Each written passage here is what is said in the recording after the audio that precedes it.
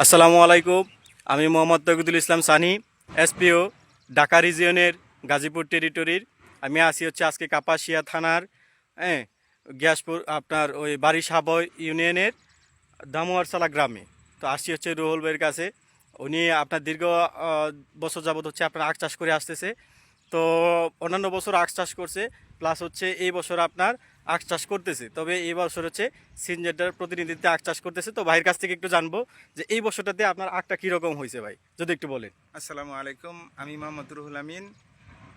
আমি বিগত বছরগুলিতে আখ চাষ করে তেমন আশানুরূপ ফলন আমি পাইনি। দামও খুব একটা সুবিধাজনক অবস্থায় যেতে পারিনি। যাক, এইবার সিনজেন্টার সানি ভাইয়ের পরামর্শে আমি ক্ষেত প্রস্তুত করেছি তাদের প্রোডাক্ট দিয়ে।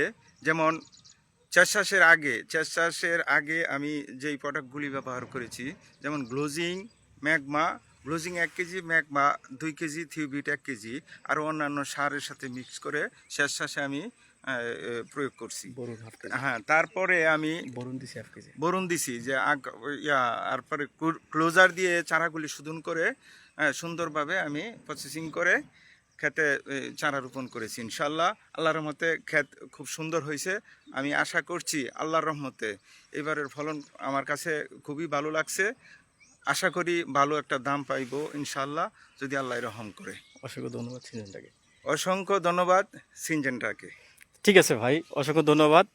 তো দেখতেই পাচ্ছেন রুহুল ভাইয়ের আখ ক্ষেত মোটামুটি আলহামদুলিল্লাহ অনেকটুকু ভালো। আশা করি সবাই আপনার এরকমভাবে আপনার পরিচর্যা করে আপনার আখ ক্ষেতকে আপনার মোটামুটি সুস্থ সবল সুন্দর রাখবেন। তো অসংখ্য ধন্যবাদ সবাইকে। হ্যাঁ, আসসালামু আলাইকুম।